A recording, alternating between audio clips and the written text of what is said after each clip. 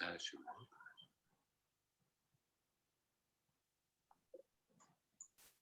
Holly?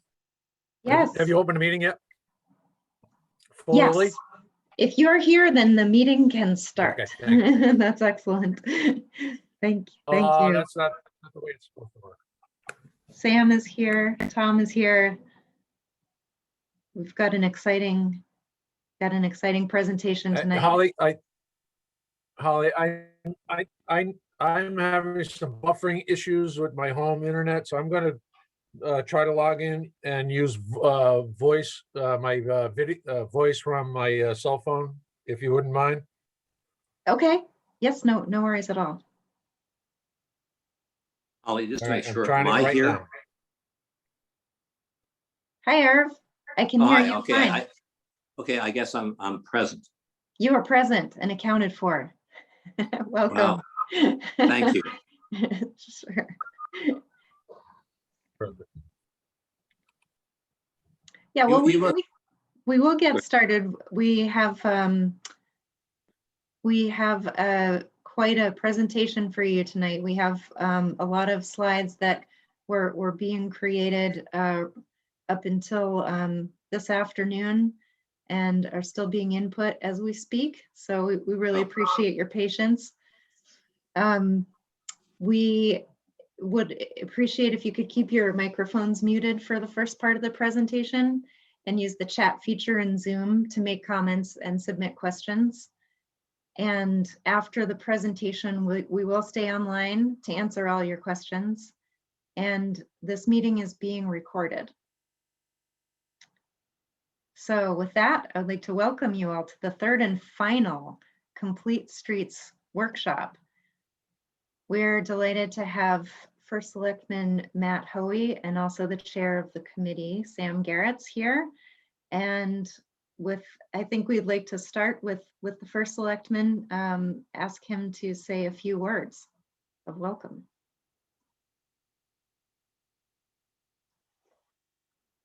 Let's see, I might have to unmute.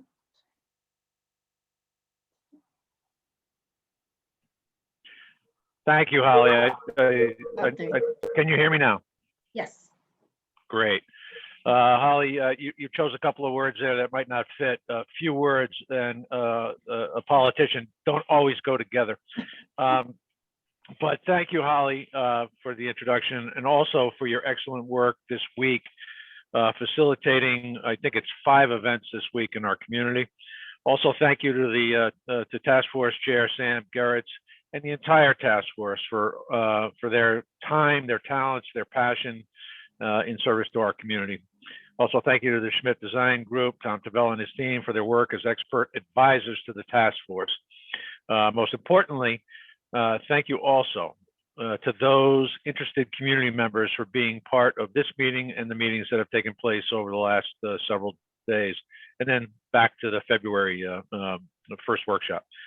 Prior to and during the campaign in 2017, it became apparent that the way we had been addressing initiatives like the Nut Plains Pathway and Shoreline Greenway Trail was problematic. We had forgotten some basic rules of establishing new public policies or programs, the most important of which is effective engagement with the community. Novel concept, huh? Listening to those most impacted and potential beneficiaries, supporters, and detractors. That is why I was so happy to see so many residents attend the task force presentation in February. Also, during the campaign, I became more aware of emerging concerns over speeding and pedestrian safety, concerns that continue to make their way to my office even today. Within weeks of taking office, the Board of Selectmen was presented with 5 separate petitions for construction of new or extending sidewalks, hence the creation of this task force. Throughout this week, it's been tremendous to see the citizen engagement. Over 25 folks attended the walk on Tuesday around this area south of the Green.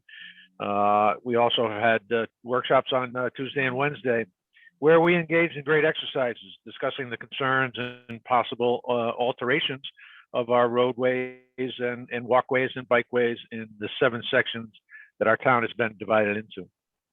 Ironically, just prior to that walk, had a conversation with a resident who was not as supportive of some of the goals that many of us share related to the concept of safe streets. He contended the roads were built for cars. Well, I've learned from Eric Weiss, who's probably on this call, that in fact, the first paved roads were built to accommodate bicycles.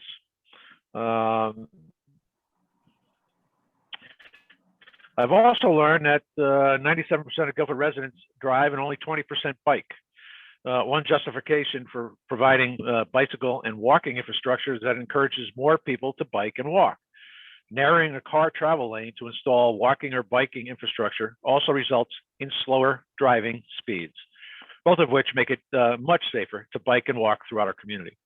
Research published this month in the Proceedings of the National Academy of Sciences found that in communities where bike infrastructure or walking infrastructure were added, cycling has increased up to 48% more than in communities that did not have that infrastructure.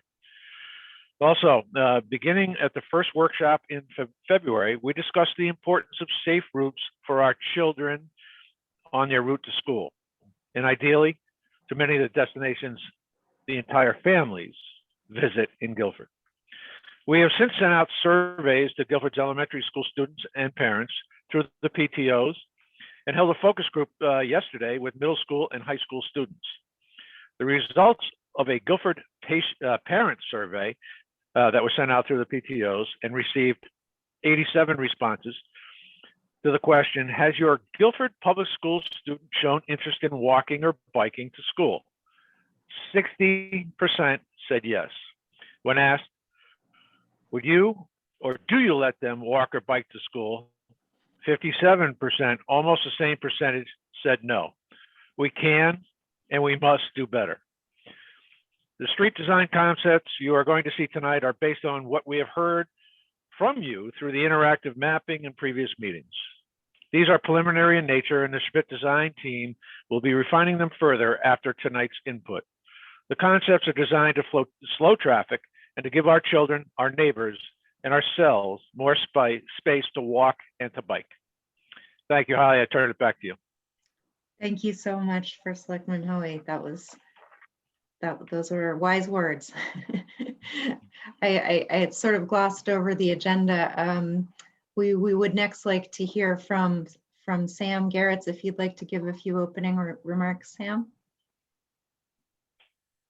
Yeah, I don't know if we have the slide that shows all the task force members. If we don't, I would just like to say that the task force has been a tremendous group. I've learned so much from them. And I'd actually like to embarrass 3 people on the task force today, MJ Kessner, Helen Higgins, and Bob Yarrow, because well, I should just tell you, I'm a chemist. So, engineers and I get along really well. And I came onto the task force feeling like we had a lot of projects, right? We had things we needed to fix, and let's get our hands into that and let's do it. And it was MJ, Helen, and Bob who said, well, those are little problems, but what we have is a big problem. And the big problem is the way that we do the little projects. And that was a real eye-opening perspective for me. And it led to our working up the Safe Streets resolution that was passed by the Board of Selectmen, and then hiring the Schmidt Design Group as a consultant to help us work through this big problem, which is how do we do this in a way that the community feels heard and can feel supportive of what we want to do further down the line. So that was a really great reorientation for me. At some point we are going to have projects and I can get my hands dirty. The other thing I'd like to do is just highlight that there've been a lot of town officials involved with us. And without calling them out by name, I would just say that I can't really decide whether they're realistically supportive or supportively realistic, but they've definitely been wonderful to work with and kind of temper some of the views of the more idealistic of us. With that, I think we should just get going because I know we got a full agenda, and I'm really looking forward to seeing all the things that the Schmidt Design Group is bringing. That's great, Sam, and an excellent framing for tonight's discussion. So we are going to start with just a quick recap of the student focus groups that we conducted yesterday and last night's workshop. And then we'll be looking at some plan views and street typologies for each of Guilford's neighborhoods. And then at the end, we'll discuss what the next steps are and have some closing comments and questions.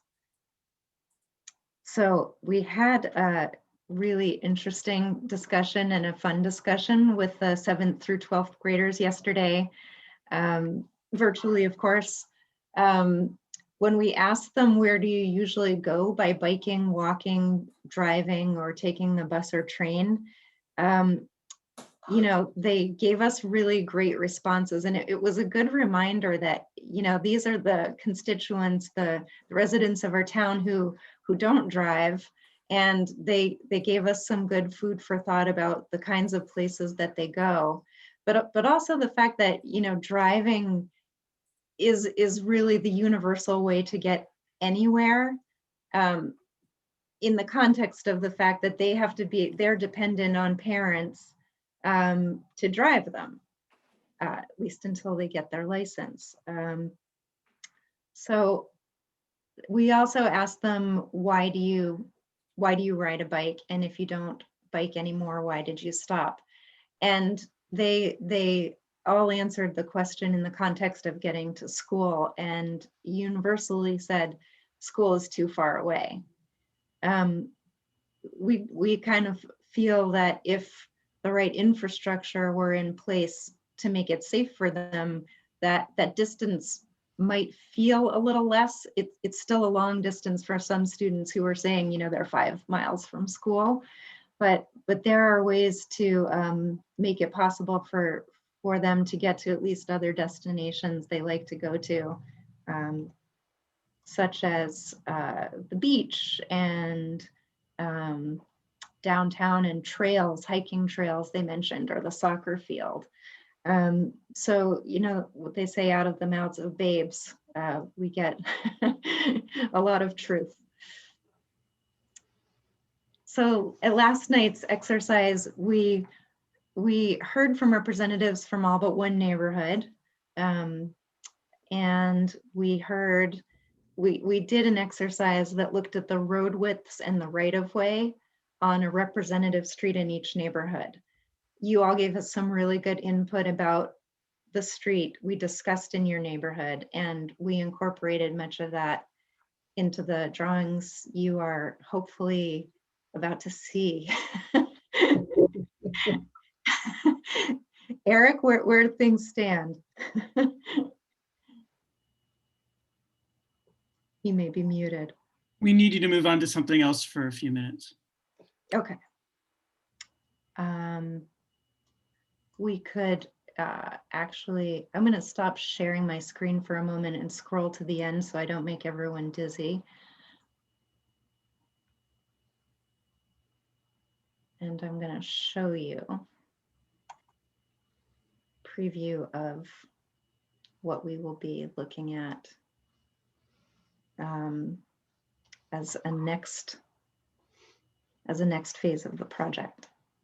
Share my screen again. Yeah, just so everybody knows, we were drawing and putting graphics together and pulling this PowerPoint right up till 6 o'clock. So Eric is hustling as fast as he can to just clean it up for us.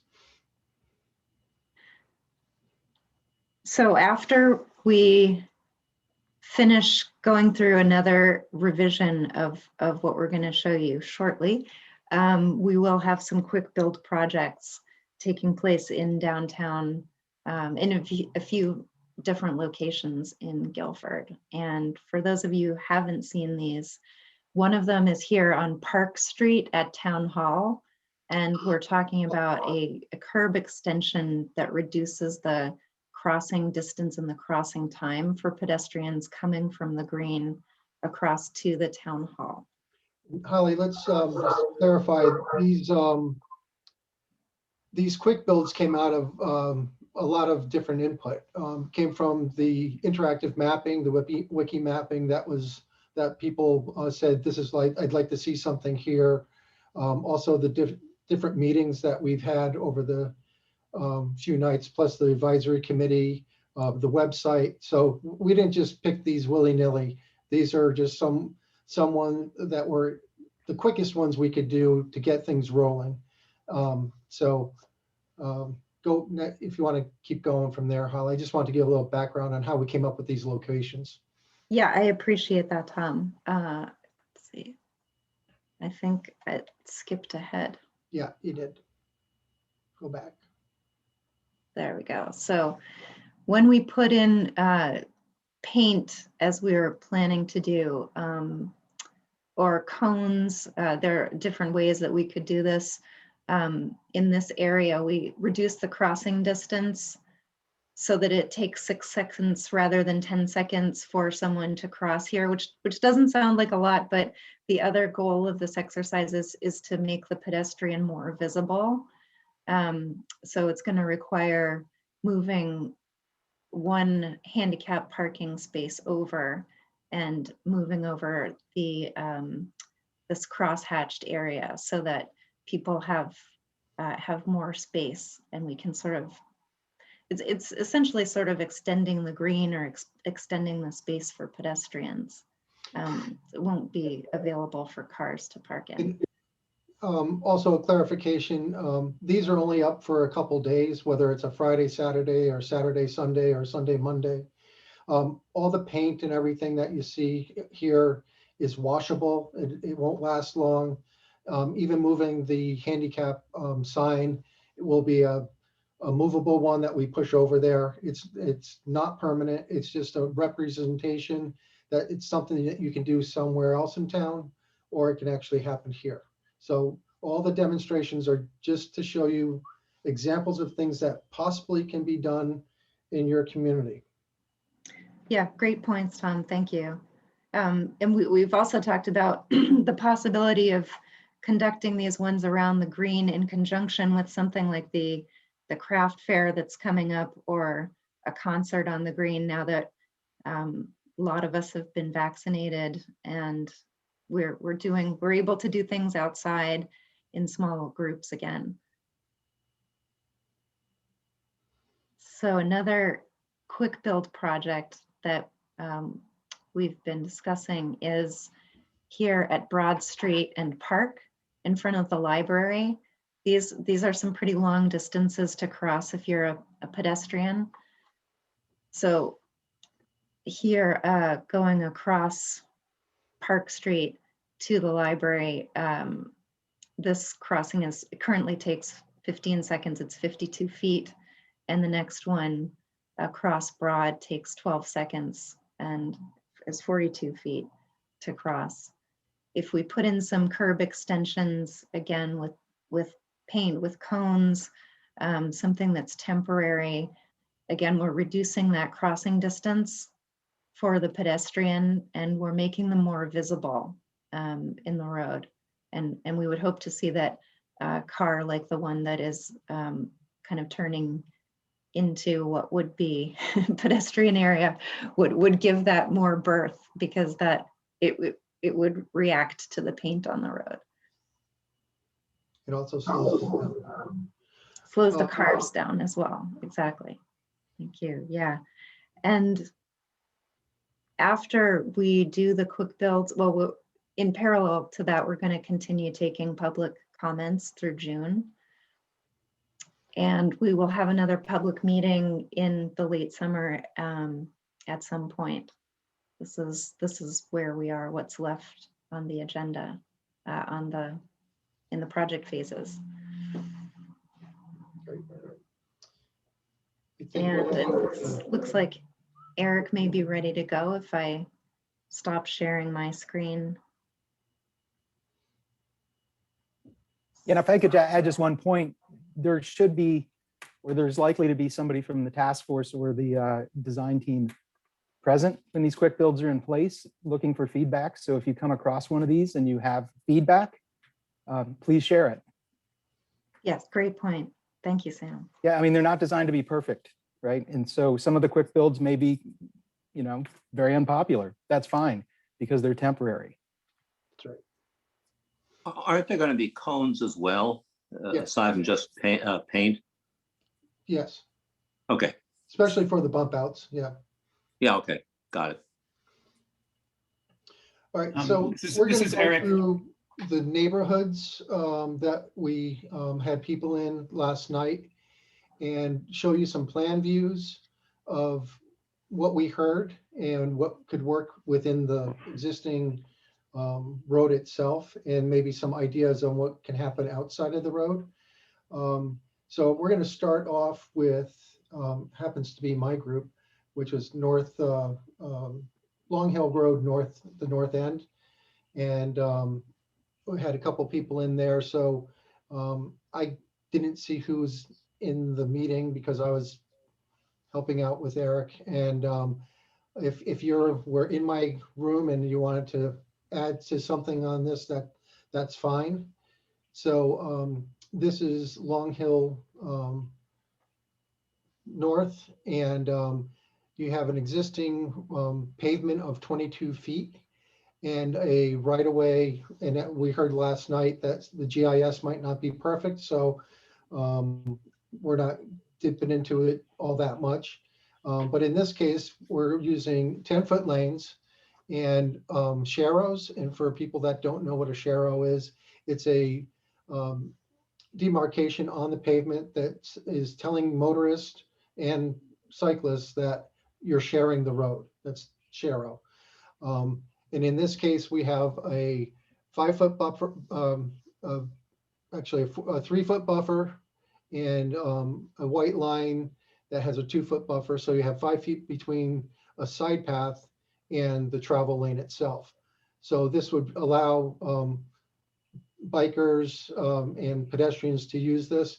And the material that we're thinking, it would be, because it's in a nice rural area of town, it'd be something like stone dust. And then in the winter, it wouldn't be plowed because you destroy the pavement itself. So this is the southernmost portion of Long Hill. It's about 1,400 feet from Route 80. And this is just an example of how that could work. If we can go to the next slide. This is Long Hill Road and Country Road, and it's currently a 4-way stop. So people aren't blowing through this intersection all that quickly, but you can see how big those radius are on those roads. So if someone wanted to roll through a stop sign, they could probably do it pretty easily. So in this way, we're using a technique of a mini roundabout that you see in the center there. That's the pink and the white. And that would be totally mountable in case a bus or a fire apparatus or even a larger truck needs to make a corner. They can roll right over the top of it. But this is one of the ways you could calm the traffic through this area.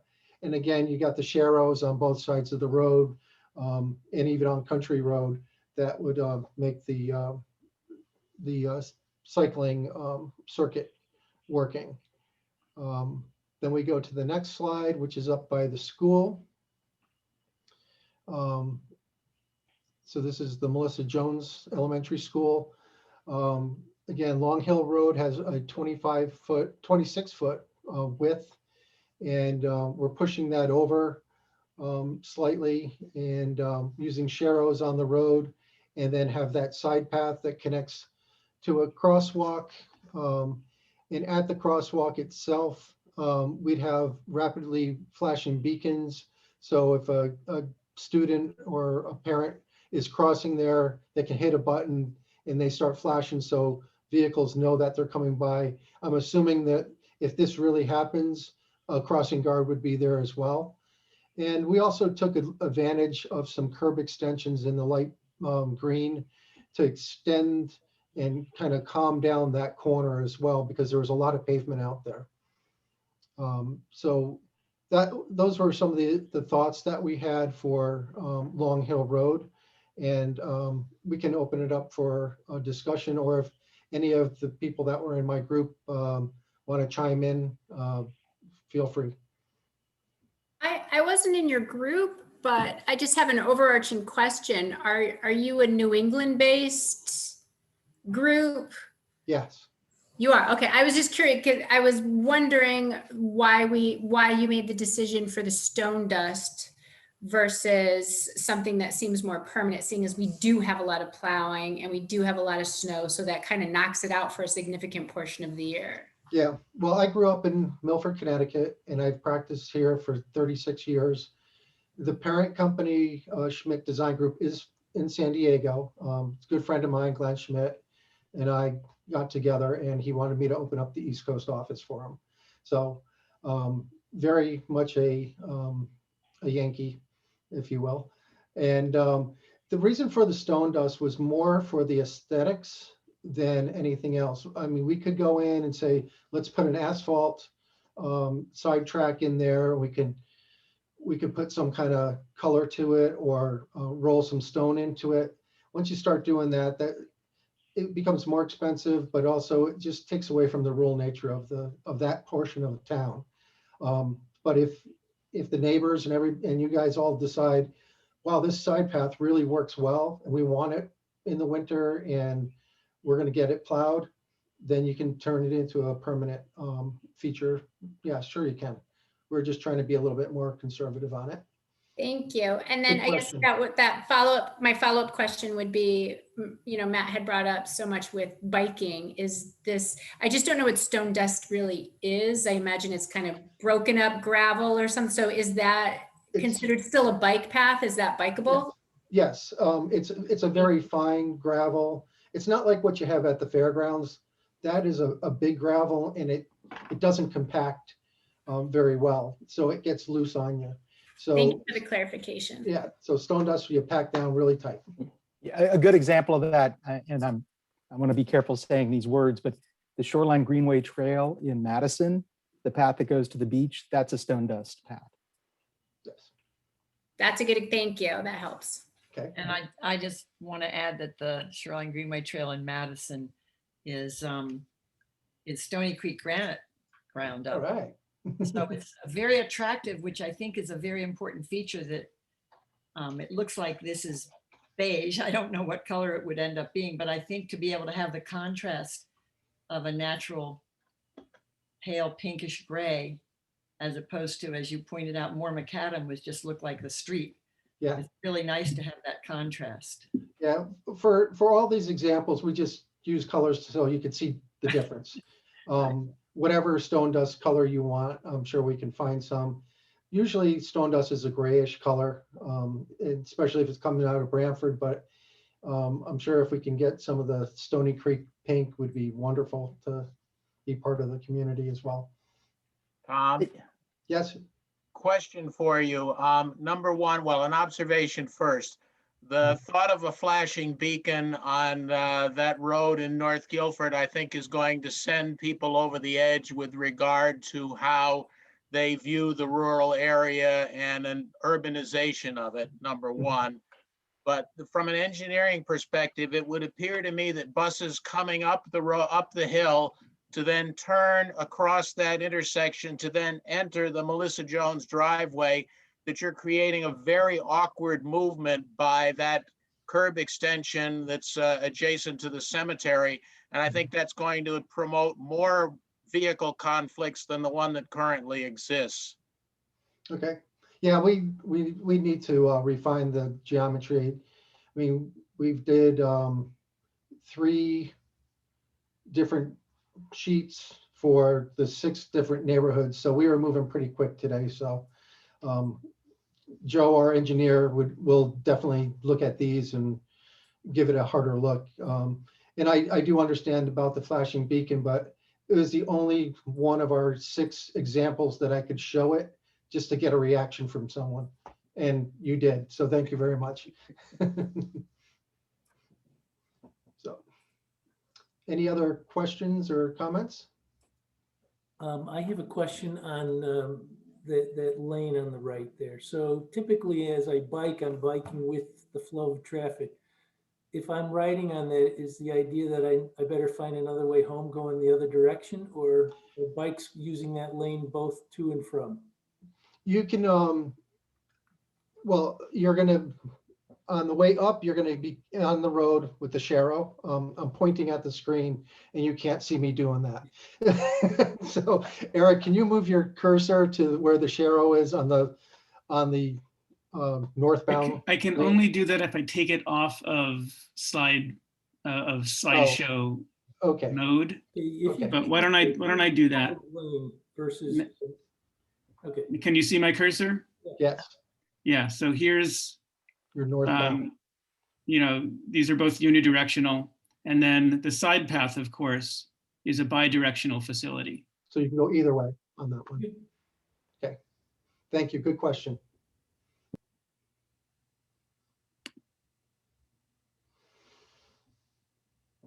Anybody else?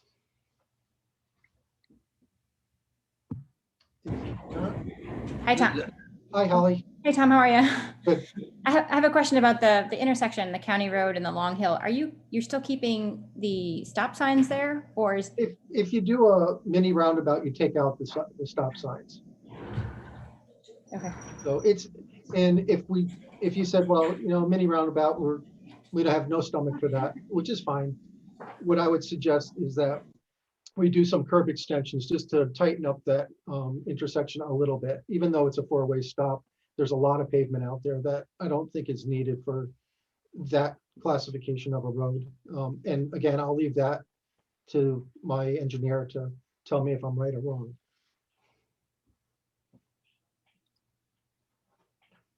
Thank you. Yep. And again, this is another one of those cases that this was the only place that we could show you this type of treatment. So we figured we'd put it out there and see if people liked it or not. I think this is a really good example of making sure that we talk to our neighbors, the neighbors. Yes. Yes, definitely. Quick question for all of the locals here. Do we in town already know how to use roundabouts? Because I have lived in a place, I know there's one Route 80 and in North Madison, but besides that, I'm fairly new to town, which is why I ask. I've lived in a place where a new roundabout was installed. It was the first in the state, and there was a huge learning curve. Yeah, that would be another situation where I would suggest you do a demonstration project and let people try it for the weekend or a couple days, just so they get a feel for it. And if they like it, that's great. If not, then you say, okay, we tried and it didn't work, so we're going to just stick with our traditional geometry.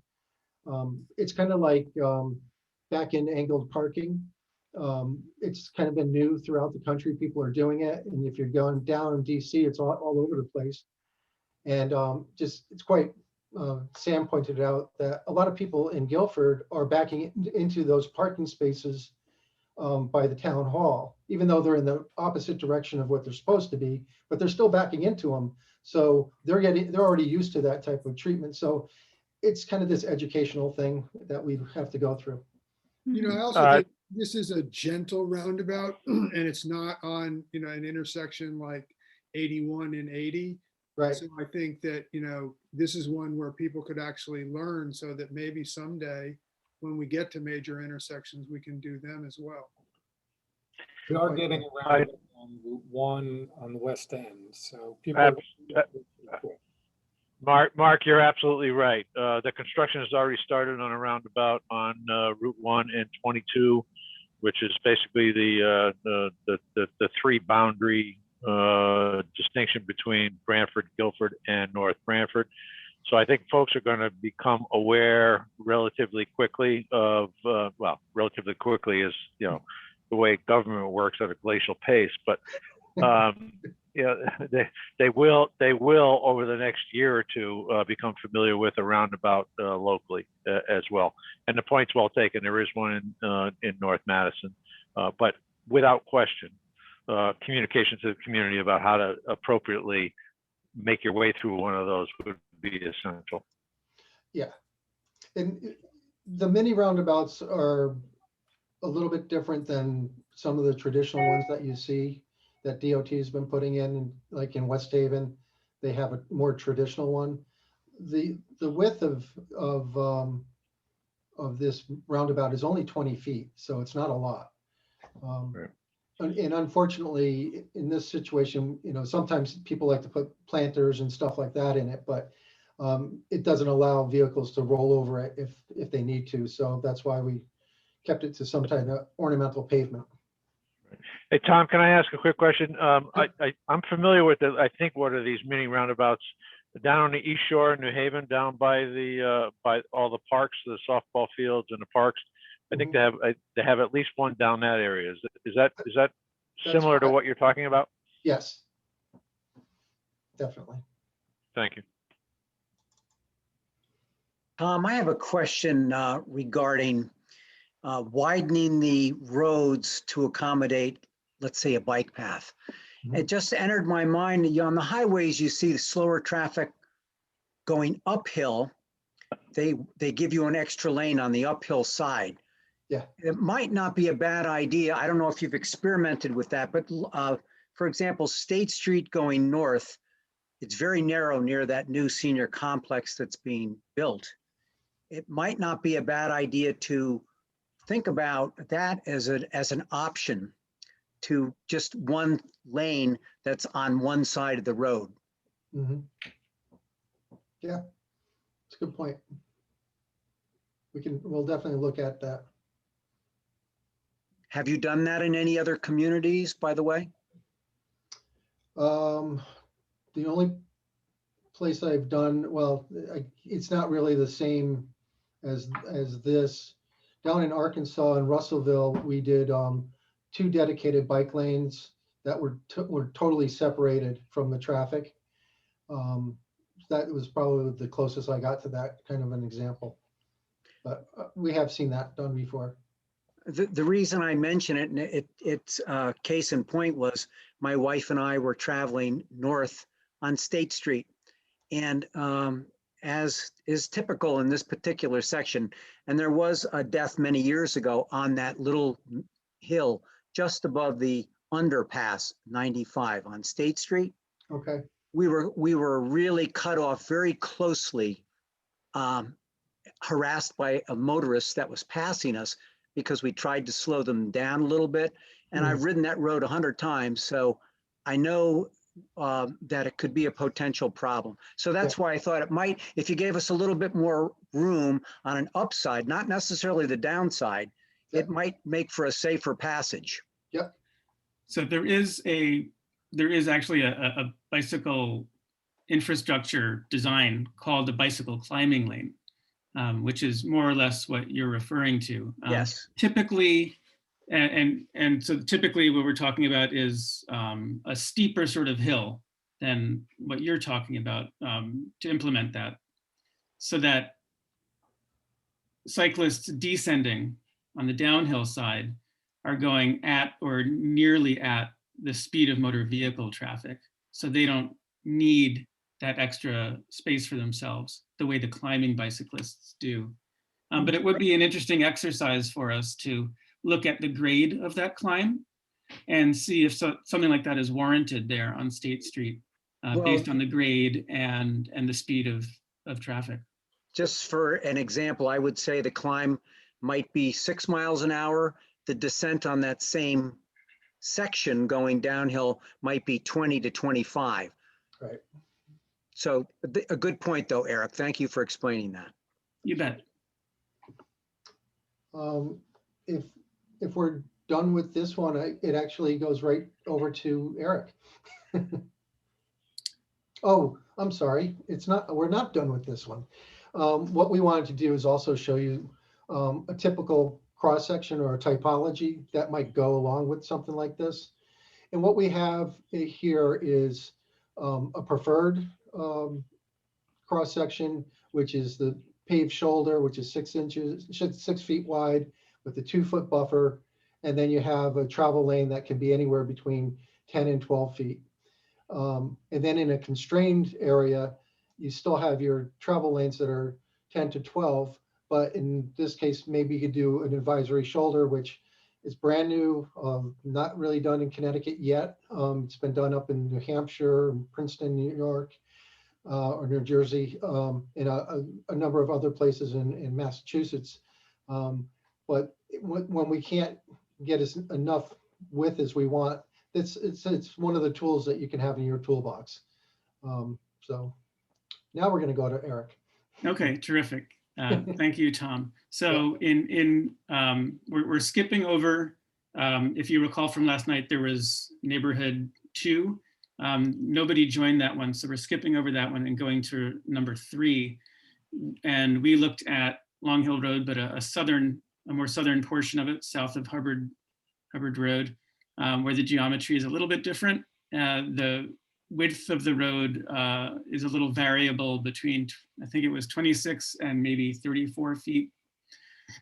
And so what you're looking at here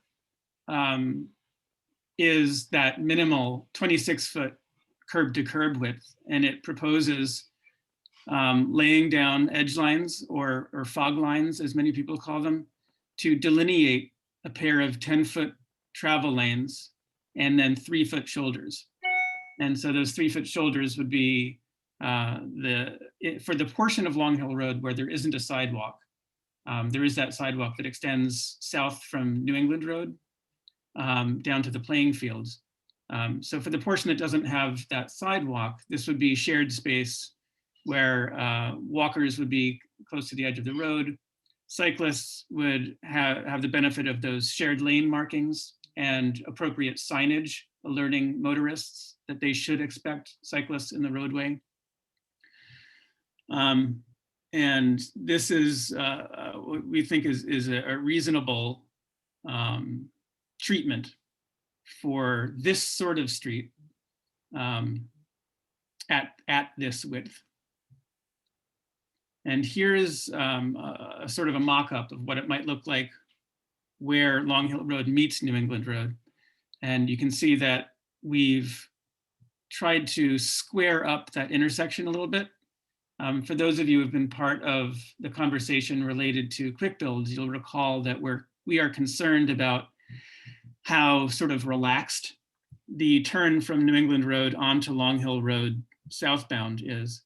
And likewise, for people going north on Long Hill Road and making that left turn onto New England Road, both of those turns can be taken at a very high rate of speed. And the chief told us about cars that have actually ended up in the woods as a result of that. So what we're suggesting here in that light green semi-transparent spot is changing the curb line to make that, bring that turn a little tiny bit closer to 90 degrees. And in this stretch here, the street is wide enough to accommodate actual bicycle lanes, and that you can't extend a solid line across an intersection as you would want to for a bike lane. The current best practice is to make a green dashed line, such as you see here, to extend across an intersection so that motorists that are crossing it or planning to cross will understand that this is a zone where they might expect to see bicyclists and they have to be extra careful. And then the last image that we're looking at here for Long Hill Road is at Bullard and Gamma. And again, this is a piece where the road again has fluctuated in width. And at this point, it looks like we're at 28 to 30 feet wide. And so the portion that you see on the right side of the screen has these 5-foot bike lanes on the outside of the 10-foot travel lanes. To the left side of the screen, you can see the width has gone down a bit to 4 feet. So we're calling that a shoulder. Cyclists would, of course, probably opt to stay in that shoulder. And again, you see that the curb lines, we're suggesting that they be moved a bit to slow the speed of turning cars. And again, you see the dashed green lanes crossing the intersections.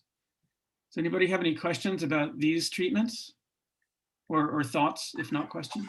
Eric, I don't live in this area, but I'm very familiar with this particular intersection, just having kids that have gone to Baldwin Middle School down Bullard here. Yep.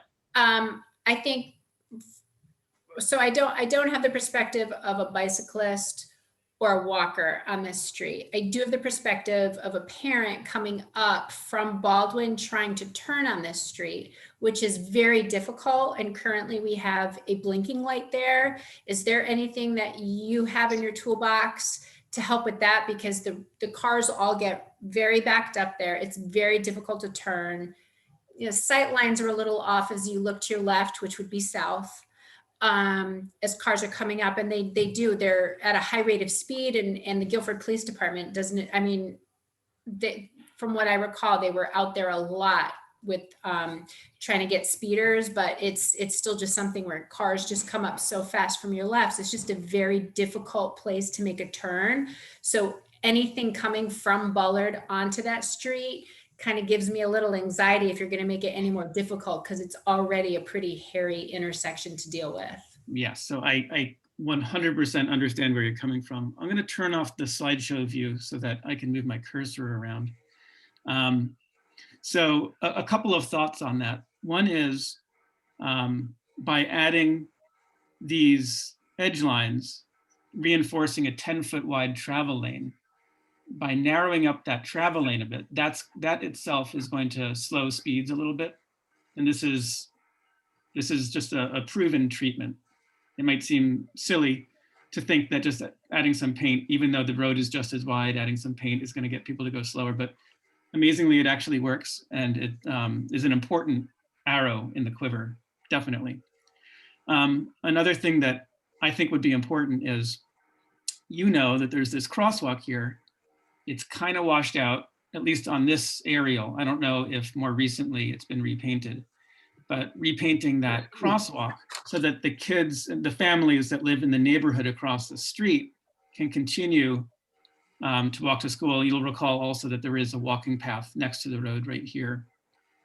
So that would be an important piece as well. If I recall correctly, there are already signs saying, you know, pedestrians crossing ahead. Perhaps they're not having the impact that they really need to have.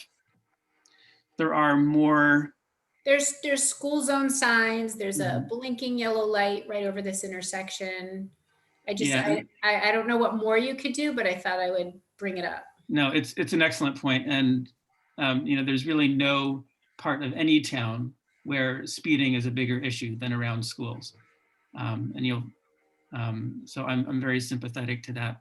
Would this be an area that would be I know that the meeting that I want to say it's February, I could be totally wrong. One of the first meetings that the public was invited to, they had the paintings that were across the street that had, it was almost like a diagonal pattern, or they had a little bit of it raised or something, you know, that was, you know, to make people slow down. I was just wondering if this would that's something that we could look, that's definitely something we could look into. And you're correct, that meeting was in February.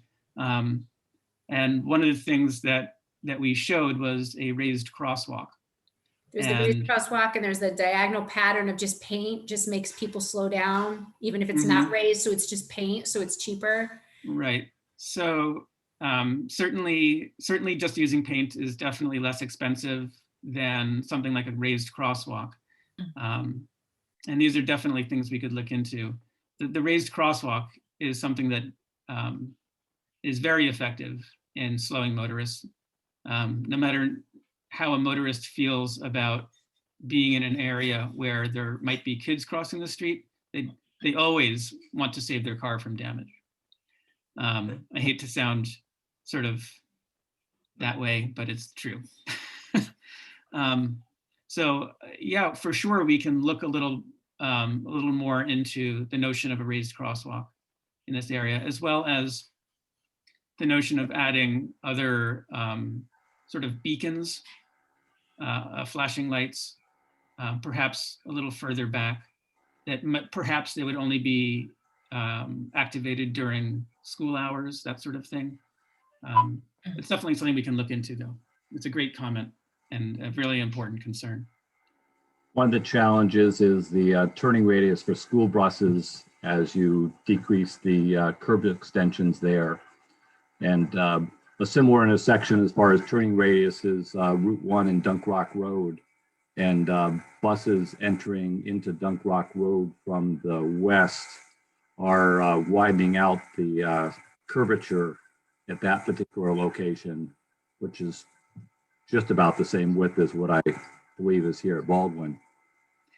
One of the challenges here, the blinking light that exists now, and maybe Matt could weigh in on this or just put it on your checklist, being on the Board of Ed, the funds for that and the replacement of that was an issue of equipment and cost and past, and whether if it goes down, how quick it could even be replaced due to technology and budgetary things. So with Excellent. Excellent, thank you. So in regards to moving curb lines, definitely no project moves forward with moving curb lines before truck and bus turning movements have been tested in AutoCAD, and which is, it's a very, very high level analysis. And another option, of course, is to use a mountable curb or a textured pavement, something that automobile drivers definitely do not want to roll over, but which is perfectly safe for a larger truck or a bus to roll over. So these are more of the sort of arrows in the quiver, if you will. Eric, two observations, if I may. Please. Number one is that anything that would be regard to a raised intersection or sidewalk, you need to have a long and very candid discussion with the neighbors, because the noise that's generated by that at all hours of the day and night will most likely adversely impact the adjoiners and their peacefulness during the evening as people hit it, and there's a lot of noise that goes along with it. That's number one. Number two, AutoCAD is fine with regard to turning radiuses, which is as long as it's in Southern California or in Florida where there's no snow. But if you're going to be in New England, you're going to have something other than just the minimum turning radius to allow for snow placement and the potential of narrowing that happens at intersections inevitably when snow is plowed. So I think those are considerations that you have to have along with this suggestions at this intersection. Absolutely. One of the great things about our team is our engineers are all New England based and have spent years working on designs of streets that face snow and ice every winter. I'd like to make one other comment too, because I guess Jennifer, have dreaded the times when I've had to try to turn left out of the Bullard Drive entrance. And I wonder if I've seen places where they have, reduced speed limits when school's in session. And I am not a fan of blinking lights generally, but I think that this is definitely a place where something more dramatic is needed. And only for those very limited windows of time when the school is either starting or ending, because it is, it's a problem. The noise from these things, I lived for 10 years, one house away from a raised intersection near a school on a very busy street. And quite frankly, you do get used to it. They're not as bad as it seems. Obviously the worst abusers going over it make a lot of noise, but everybody else it's pretty good. So you get used to it. Yeah, and I also want to point out, well, two other thoughts. One is regarding the potential of raised crosswalks. They come in different dimensions, and I think when the term raised crosswalk comes up, some people automatically go to speed bump, like you might come across in a parking lot outside the grocery store, where you really have to go down to about 2 miles an hour to roll over the thing, or else you're going to end up with oil behind you. But modern raised crosswalks and speed cushions are quite different from that, where you can roll over them quite safely at a speed of 15 to 20 miles per hour. It's more like a platform, right? With a very gentle sort of grade. So instead of having like a 45-degree angle to get up to the bump, it's a much more gentle grade to get up there. So that's just one thought to keep in mind. That's what we and And the other is one other type of sign that I find is very effective, which is the portable in-street pedestrian crossing signs that more and more often you start seeing. Yeah, I see some people are nodding. They start seeing those in crosswalks in commercial districts and outside schools. And typically they're taken in at night and being located actually on the center line in the middle of the street makes them much more obvious and effective. So just another thought for people to keep, in their mental notes. Thank you. Thank you, Eric. That was going to be my question. I was going to suggest something like that, something in the center line, because all of this boils down to speeding. And at a 25-mile-an-hour road, there's certainly room to have something like that in a center line that is a reasonable expectation, not in a 50-mile-an-hour road, but this is not a 50-mile-an-hour road.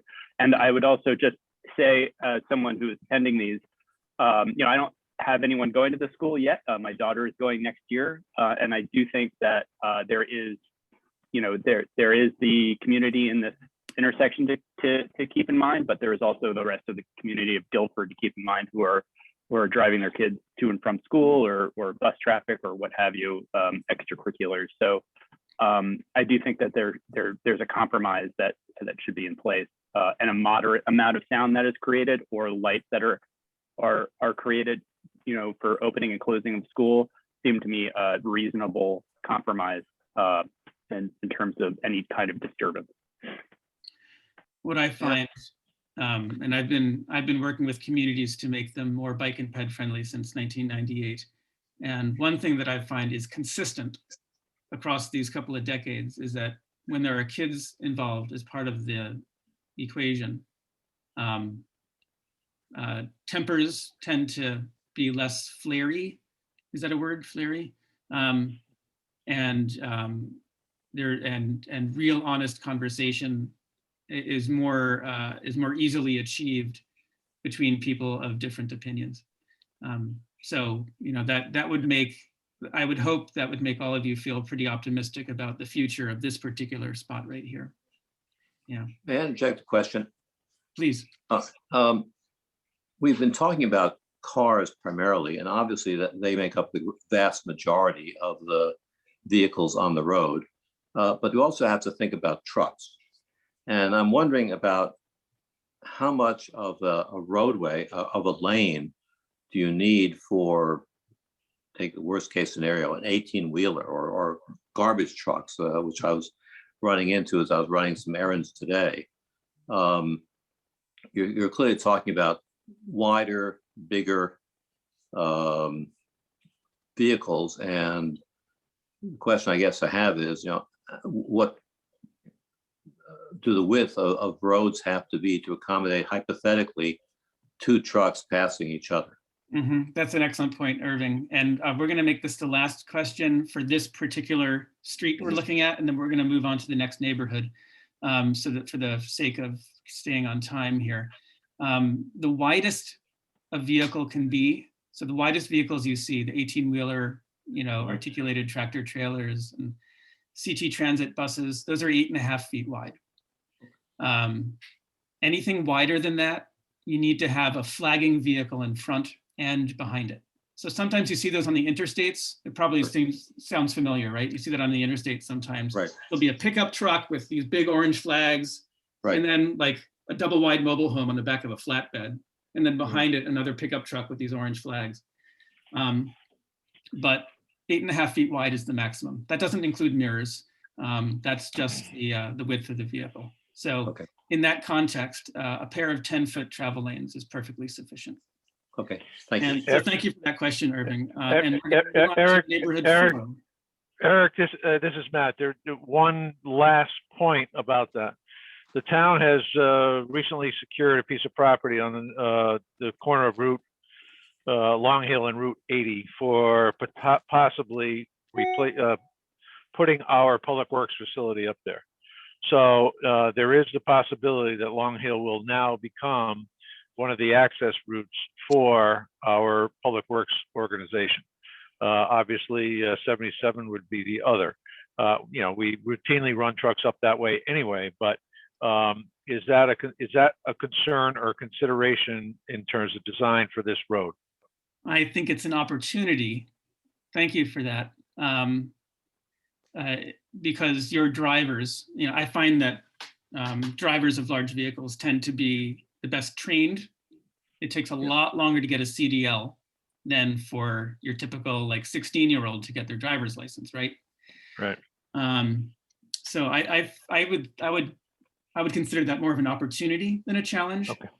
Because we're demonstrating that even the largest vehicles in town can be safely driven at proper speeds on roads like Long Hill Road.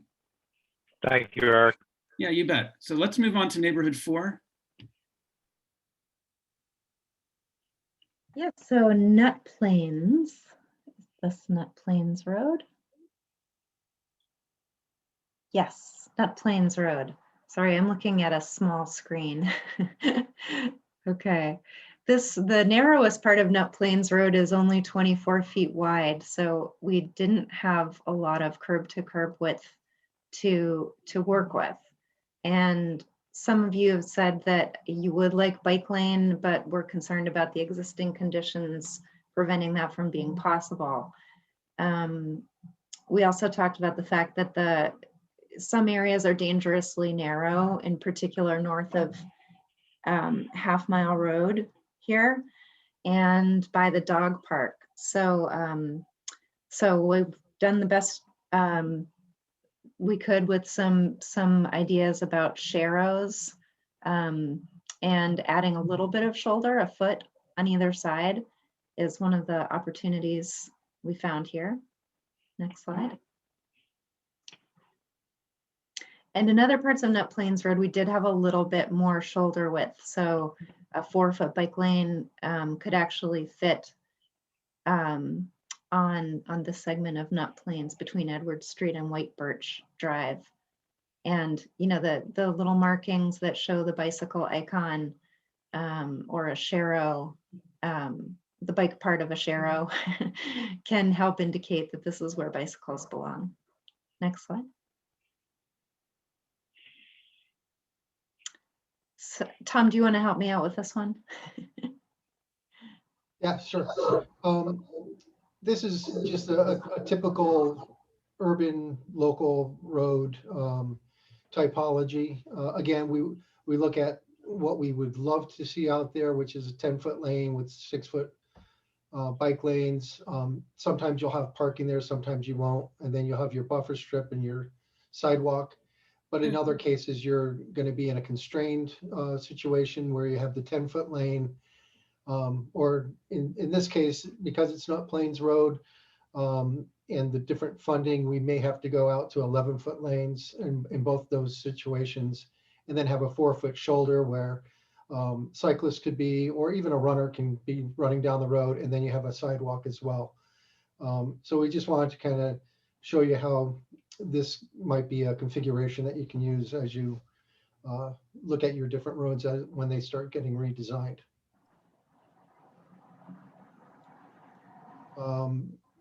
This is another one with very similar, where you have your 10-foot lanes, 4-foot shoulder, and 6-foot for your constrained, and then your 10 or 11-foot travel lane with a 5 to 6-foot bike lane, and again a buffer strip, and then your sidewalk. It's just another way without the parking on the street.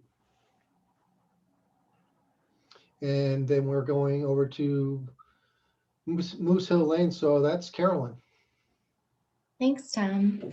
Yeah, so my group, Neighborhood 5, was looking at Moose Hill Road.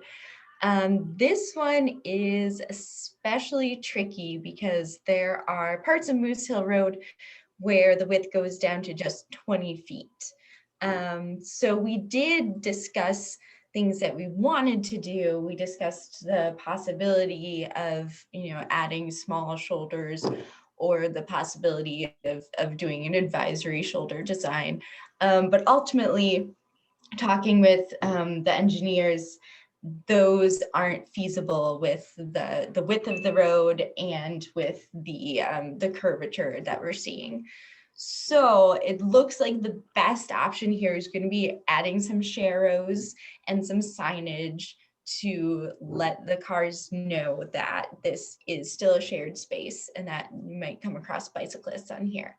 Now, one thing we did talk about in our group was the possibility of having some sort of off-road path, possibly also a crushed limestone or something like that.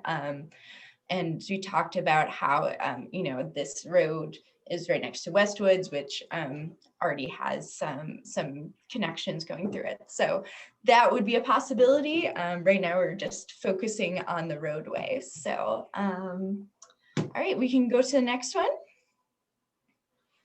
Same thing here. Another pretty narrow section. The only additional part right here is, as in some of these earlier plan views that we saw, we are going to try to tighten up that corner where Dramara Road meets Moose Hill Road and make that a little bit of a tighter turn radius to slow down traffic there.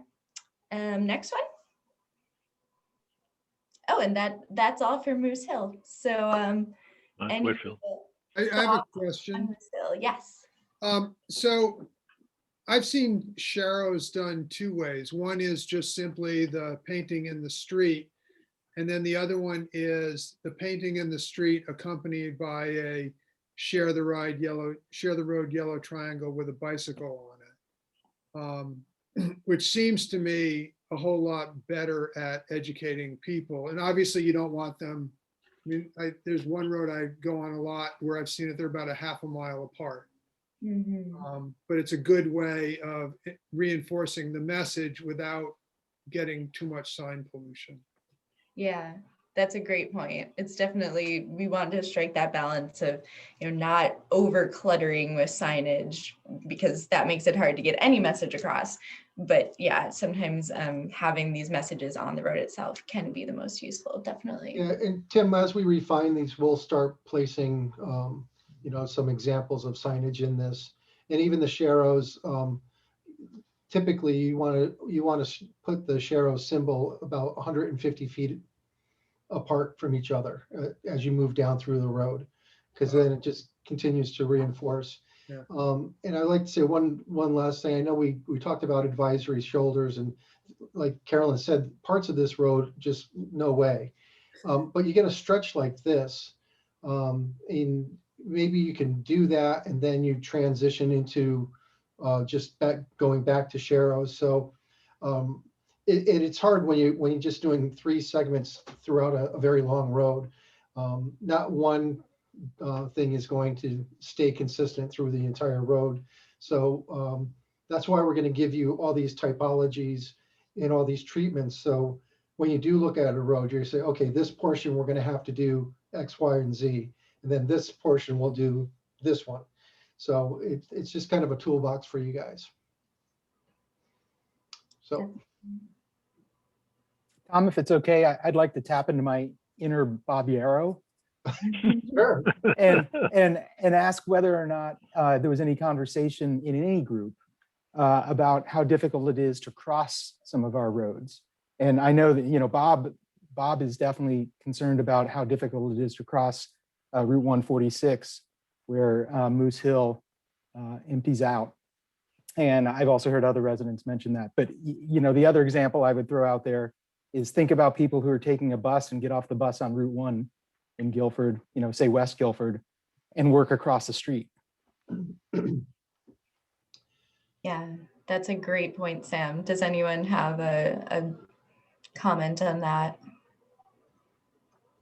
Yeah, I definitely do. I think that Guilford can do a lot to accommodate bus travel from other parts of the area. People who come here and work here, they should be definitely given the kind of access that y'all would expect ourselves, and safety. So I think looking at those bus stops and where appropriate, clear crosswalks or signage, whether it's stopping or yielding or what have you, I think just makes sense and is inclusive. And I also think that in some cases, the heavily used bus stops, I don't know if this is a state thing, but in a lot of cases, those heavily used bus stops, maybe think of shelters or places where people can stand and outside, protected from the rain or what have you. Yeah, definitely. Thanks, John. I think you bring up a good point, Sam. With the exception of the cutout from Route 1 to around the green, the rest of it is all state dependent. It's all Route 1. So that's engagement of DOT and some other folks. But clearly, if we can make a case, we'd be happy to talk to the folks at DOT. Great. We will. Yes. Great, thank you. Okay. I think Joe is up. Actually, this is Whitfield. Yeah, I can take this one. So that's Phil. Yeah, I wasn't in group 7, but I can take this one and go through it. And if anyone wants to chime in from group 7, they can do so as well. Sam was in that group. Yeah, Sam was in this group. So this is between High Street and Norton Ave, which is, as you're coming out of town, it's more the northern end of Whitfield Street. And in this area, we thought there was enough room for shoulders as well as the 2 10-foot travel lanes. And this is something that around that area of town, you can keep the character, and it's going to be pretty simple to do that there. Next slide. As you go down the street, this is near Page Lane, which is actually near the train station. And this is where the road gets a little bit wider and you can explore a 4.5-foot bike lane on both sides. And where there's curb ramps, or if they're not up to the standard that we would prefer, it would bring an opportunity to upgrade those curb ramps, restripe the side or the crosswalk, as well as add the crossings for the bike lane. And we can also see at the north edge, it's possible, since that road is a little wide, you could actually have a curb extension there or some type of striping to make that a little thinner. Next slide. Don, do you want to go through this typology?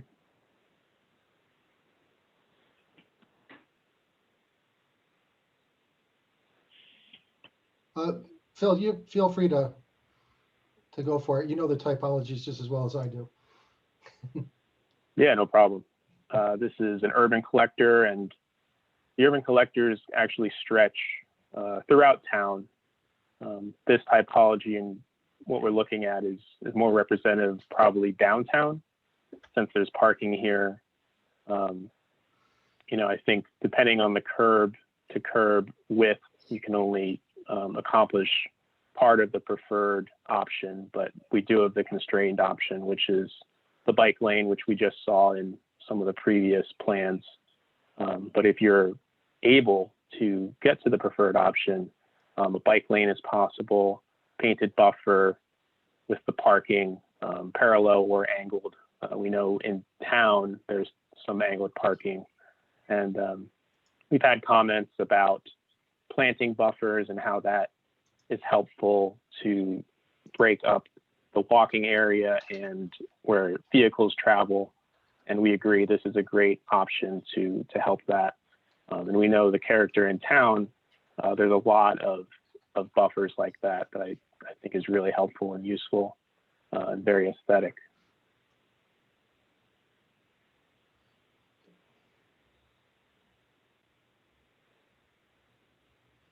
Any comment? Yeah, Phil, Steve Dudley. I don't see road widths anywheres in downtown Guilford that would accommodate this. I just don't, without significant loss of parking in our major downtown retail area, there isn't another road around the green or in the downtown area that's wide enough for this type of cross section. So it seems like it's a little disconcerting to propose this when the road width isn't there. Yeah, yeah, I think, you know, this preferred option could be looked at, something that could be potential in the future.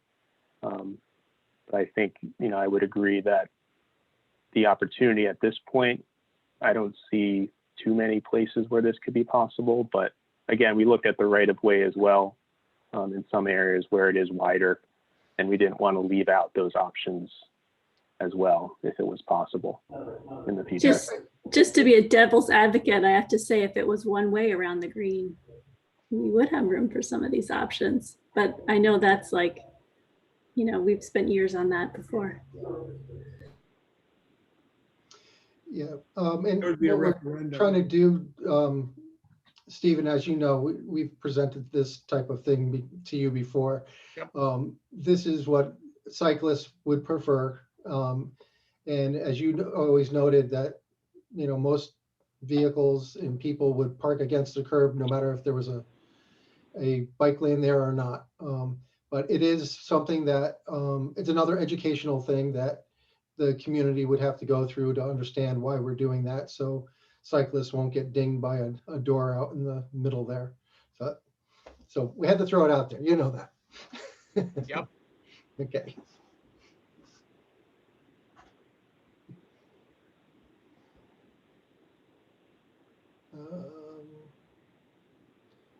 I think, are the rest of these, did we get to, oh, all right. Do we have Union Street or do we switch that out? Whitfield, oh, Lovers. Believe we switched that one to Lover's Lane. Yeah, do we have that series? No, the rest of these are the typologies. There are no more plan views. Oh, okay. If you want me to go through the typologies, that's fine. So there's different typologies that we look at, and actually Joe can chime in when he wants to. You try to set these typologies up because of the road classifications. There's certain things you can and cannot do on certain types of road classifications. And in this case, this is the rural principal arterial, something like Route 80, which you're going to have a 12-foot travel lane, no matter what you're doing in the preferred or the constrained, because of the volume of traffic that's moving down there. We try to get it a 4-foot shoulder in, or at least a 2-foot painted buffer, and then you, on the constrained, and then you have a paved shoulder that could be like 5 feet, whether someone's running down the road or cycling down the road. In the preferred, you get the 4-foot shoulder, a 6-foot buffer, and then you can have maybe a 10-foot side path. And when you start talking about side path, that's when you're really moving out of the existing roadway curb to curb or edge to edge situation. So it's something that the community will have to really think about and understand what they're in for as they look at some typology like this. How'd I do, Joe? All right. Good. Yep. All right. Next one. All right. This is an urban minor arterial, like in Route 1. So we feel like a 10-foot travel lane on Route 1, at least through your community, with a 2-foot shoulder and a sidewalk in a constrained situation can work very well. If you do have a little bit extra room, we'd love the 10-foot lane with a 2-foot buffer. And then you can have a 4-foot painted buffer between a separated bike lane. And during the spring and summer months, you might bring in some movable planters to give that cyclist a little bit more comfort and feeling safe on a road like that. It's hard with roads like Route 1. There's lots of access management into different businesses and different places. So you have these little breaks in it all the way through, but then you also have this 6-foot bike lane. So it's something that you can look at. Again, this is a state route. It would take take some time and effort to get DOT to approve something on the more preferred side of the world. But, you know, if there's a will, you can always try to get it going. Next one. This is the rural local roads, like Great Hill Road, where you're constrained is a 10-foot travel lane, and then the 5-foot advisory shoulder that we talked about, where cars might be able to move into that lane when another car is coming towards them. And it would be the same on both sides of the road. So it'd be a very narrow road in the middle so it'd be 10 foot and then 5 foot on each side. So that's for like a 20-foot road, maybe up to 26 to 28-foot road. And then so the travel lane would get wider, but the shoulders would stay the same. In a preferred situation, you'd have the potentially a 9-foot travel lane if it's a more of a neighborhood road, I would say, and it would probably be a 10-foot road minimum if it's in one of the more active areas, and then have a 6-foot bike lane alongside of it. Go to the next one. This is the coastal neighborhood. This is where you really have some constrained situations out there.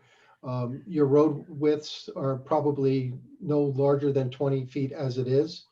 So you're really talking about a shared road with sharrows in them, in the constrained and in the preferred, and a little bit of room where pedestrians might be walking down the street. So what's going to happen is the vehicles have to go extremely slow and move across the line a little bit if they have cyclists or pedestrians, they come upon them. So you have a lot of really cool little roads out there where it's really hard for 2 cars to get down anyway, so one always has to pull over. So we wanted to show that as a typology as well. And next, we just add one more constraint, Tom. Yep. A lot of those roads are private too. That's true. That is true. And they are governed by themselves. So, but we figured we'd show it because you do have that in town, and maybe the private road associations would like to know how they can treat their roads as well.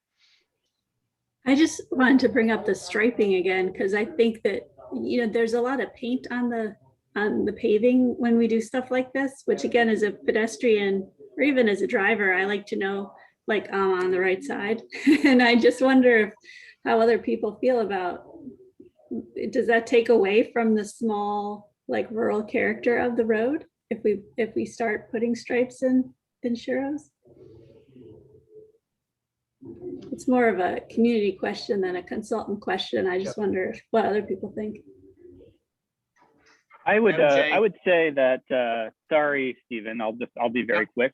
I think, you know, if there isn't painted roads or painted images on the road, you know, maybe the town look at, like, if it's a 20-foot road and it's no wider, maybe lowering the speed limit to 20 or, you know, 15, depending on the roadway, as a way to help slow the traffic and maintain the aesthetic, I guess.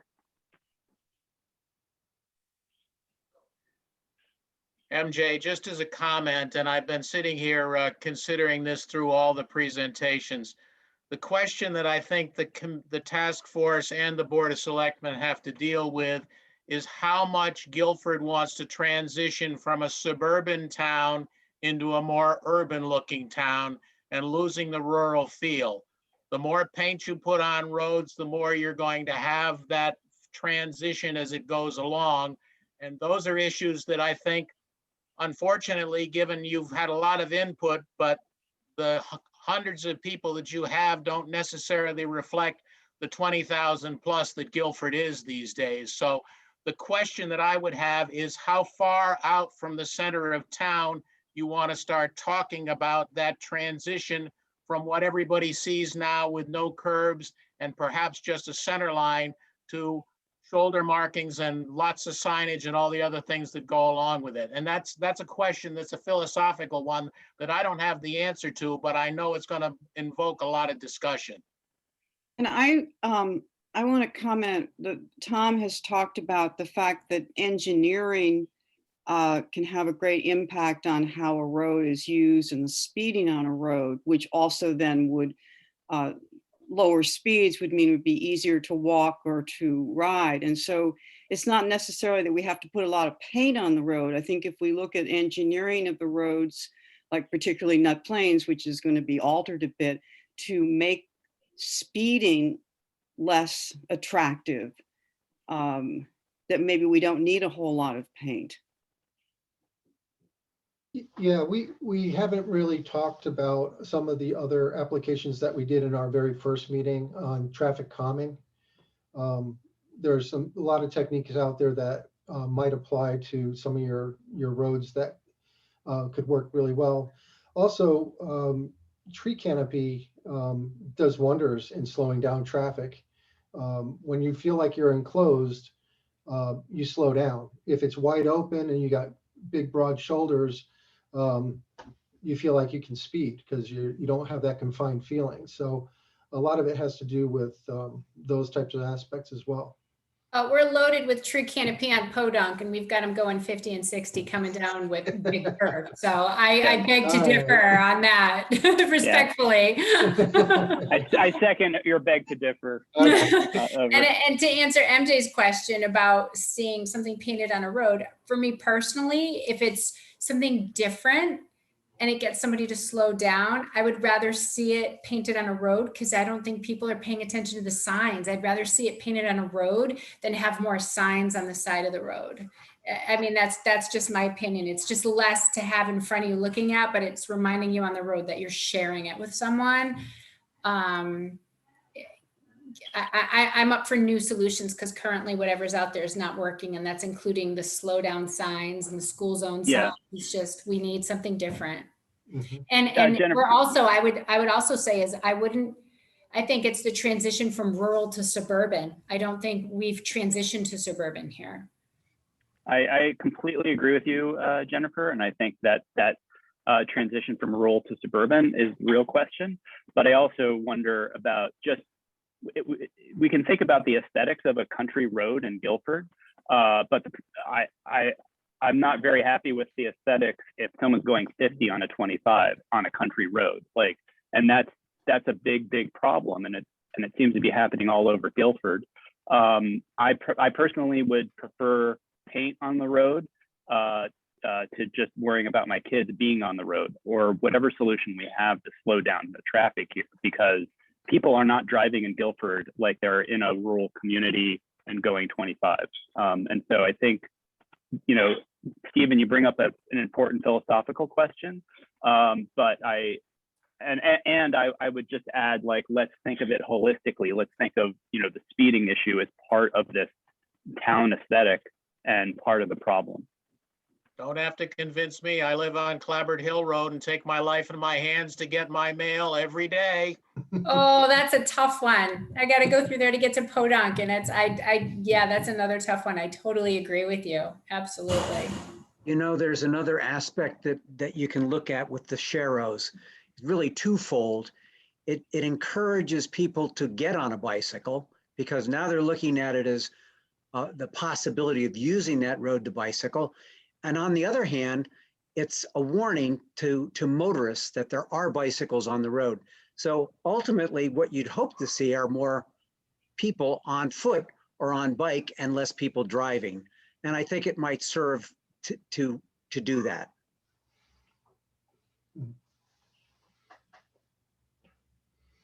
And, again, I think that using paint is a lot more cost effective than some of the engineering redesigns. We can get further along with some paint than we can with digging up a road and doing a lot of those things. Then we start running out of money really fast. Mm-hmm. I would also just interject that one of my biggest learnings through this whole process is I'd never really paid attention to what they call fog lines anymore, or before.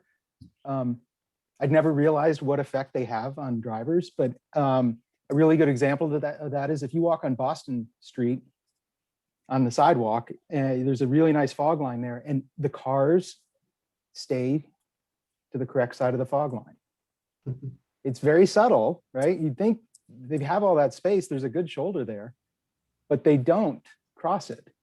And I think that there are a number of opportunities where the roads have gotten really wide and you can just put a road diet with paint that doesn't cost, it costs some money, but it doesn't cost the kind of money that rebuilding a road would cost.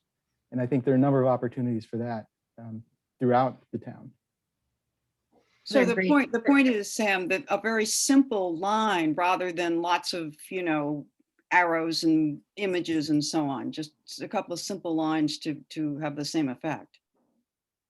I think that all those arrows actually are more hazardous than they are solving the problem. Right, I think so. Yeah, I mean, it's just overkill. And I know we got a few of them taken down, but there's still way too many of them.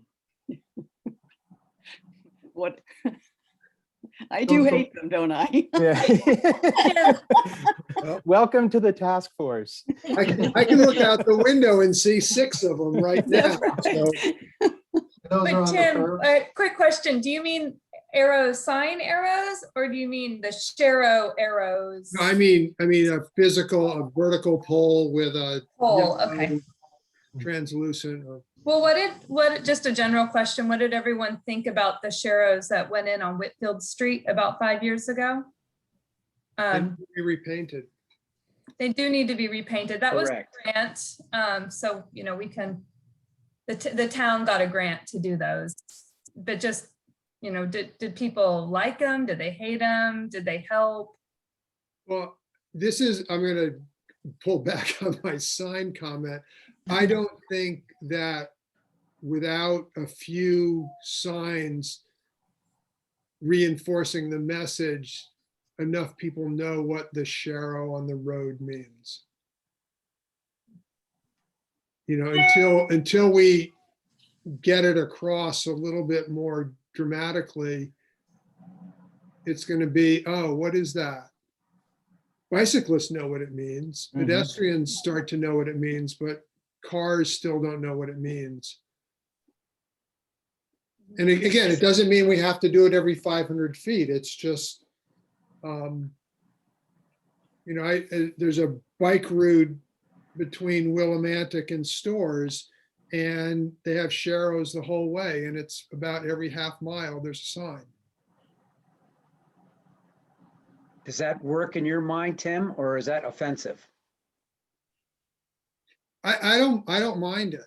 And again, part of it is I'm in a different mindset now that I think along the lines of what we're trying to do. So, and you don't see them all because it's a windy road. So it's not like you're looking at this straight line and there's 10 signs.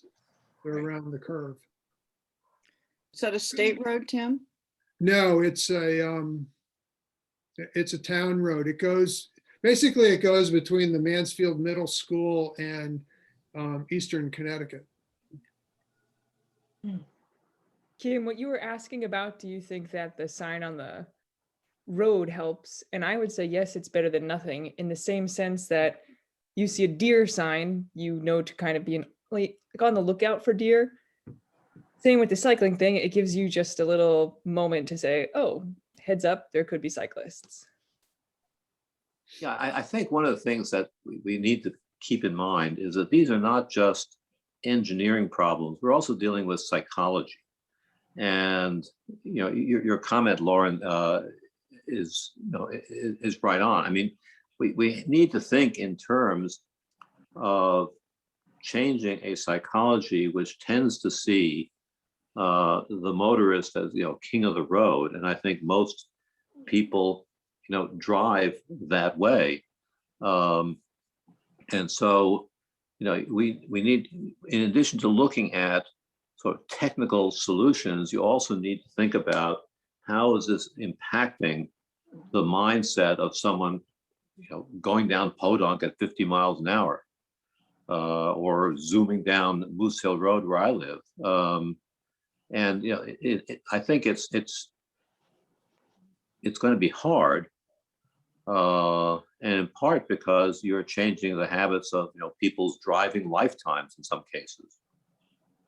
It's a great point about the psychology of, and I think Jennifer said before something along the lines of, if it's something I haven't seen before, I actually slow down and think about it. It sort of catches me and makes me stop to ponder. That's not a terrible thing, right? No. I mean, if the goal is slowing people down, and maybe it becomes background at a certain point, but we often say about Sharrows that they are more for the motorist than they are for the cyclist, because for a cyclist, it's intuitive. It's more at a scale that you appreciate it and understand it when you're on a bicycle. But to a car, it says bicyclists belong here. And they actually technically do. A bicycle can take an actual travel lane in the roadbed if it needs to, if it's safer to do so. I just a comment that I have, one of the problems, I live on Nut Plains, and it's really not so much cars, it's the big trucks that really don't seem to think that they have to abide by any rules. And I include the town vehicles, trucks on that too. But the garbage trucks and the lawn, maintenance trucks, they zoom up and down the road, whereas actual cars seem to be a little less aggressive.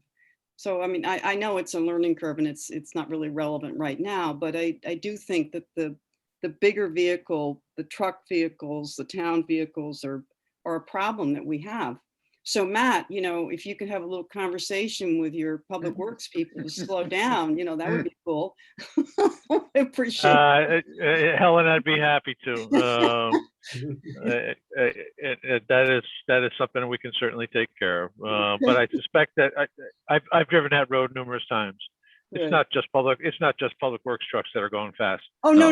It's the garbage trucks, it's the whole deal. Well, and it's also pedestrians. It's folks that are making shortcuts to get somewhere. They're not your neighbors. I'm assuming that most folks who live on that street are observing appropriate speed limits, but it's the folks who are using it as cut-throughs.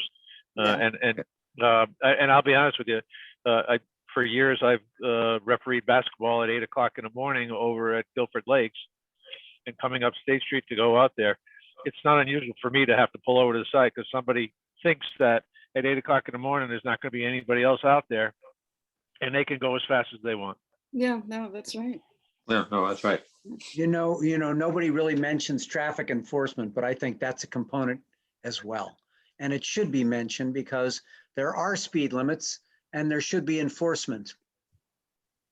Jim, I completely agree with you on that, and we brought that up in an earlier meeting with some of the commissioners, I guess, that were here, and I think that there was a little bit of a gentle pushback on the enforcement of it being such a wide area that has to be covered in Guilford, and then also like they said things like the people who live in the neighborhood often are the speeders, and I don't know what is true and what's not. I just know that there are definitely speeders, and there needs to be some rethinking about enforcement, and if it has to be thought of to apply at scale in a cost-effective way, then we should think about that.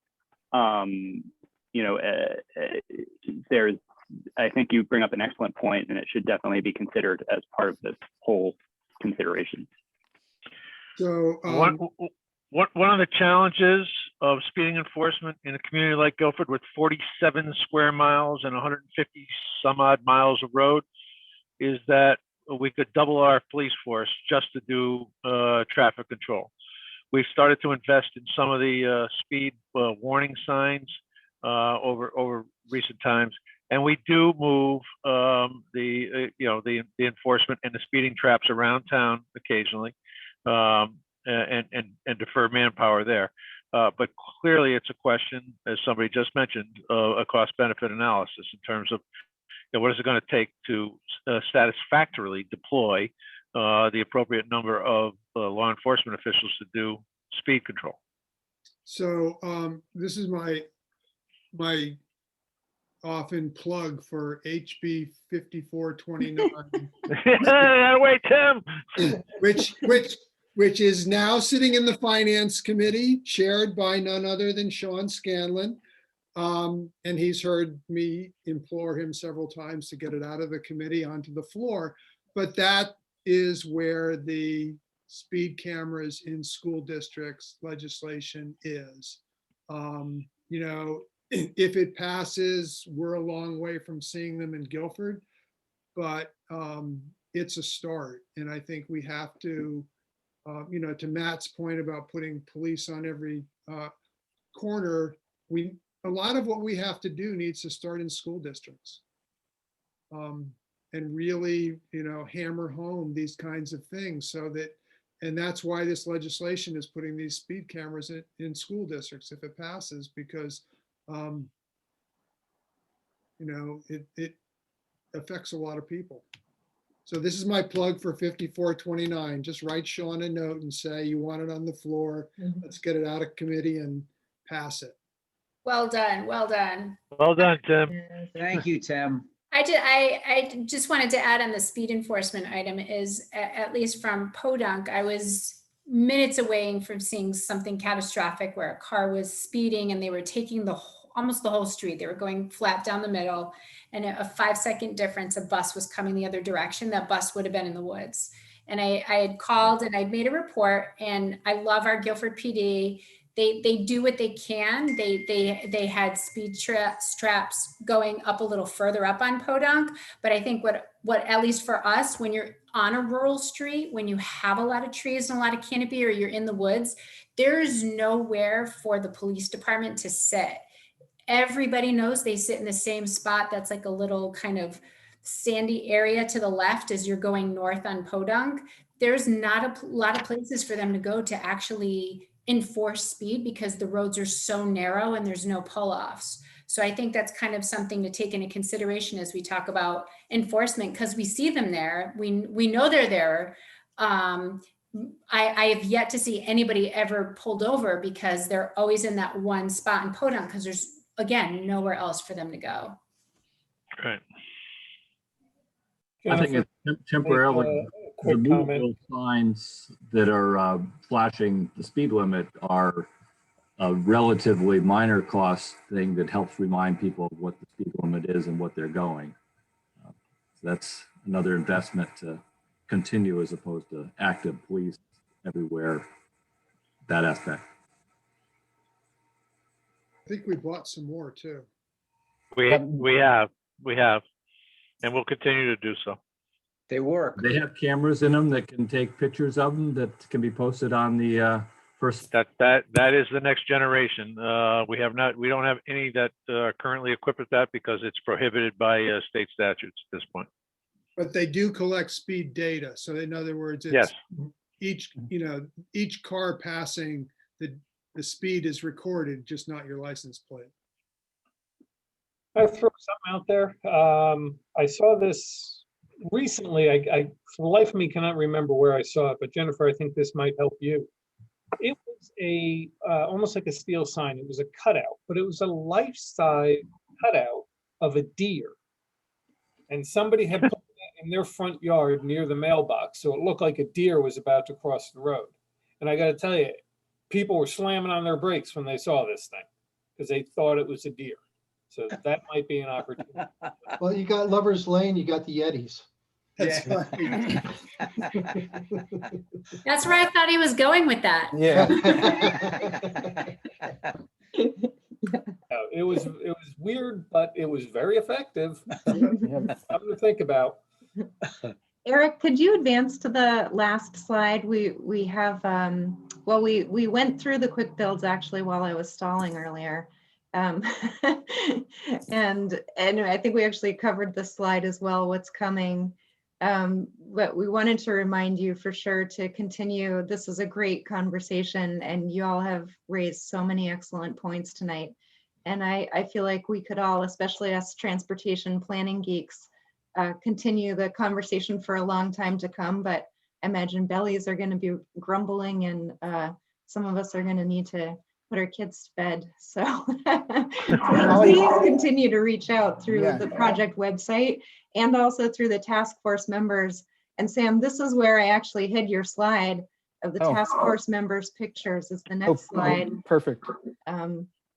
If you could, Holly. once again, Eric. Holly, if I could have just one observation, your schedule shows your next public involvement occurring during July or August. I would suggest strongly that that might not be the best time for the best public involvement. You might want to slide that into the first part of September for those people who are on vacation that would then be back when school starts to get the best showing you could possibly get. Yes, that's an excellent point. Yes. Yeah, and we have to do our homework in getting the recommendations together as well, in working with the task force to get all that approved and going forward. So it probably will slide a little bit. When we started the project, we had some analysis that we did and we got a lot of snow, so it kind of pushed us a little bit. So there's flexibility. So if I could just take the last word here. First of all, if you know some of these task force members, please reach out to them. They're always happy to talk about this. Second, I just want to thank the Schmidt Design Group. I mean, I'm tired and I didn't actually do anything. So I can only imagine what these last You did 3 to plenty, 4 Sam. No, but not the word. The last 3 to 4 days for these folks have been really exhausting. And I just want to thank you all for for the energy you brought to this. I also want to just say to the people who are participating in this, I love the energy in the room.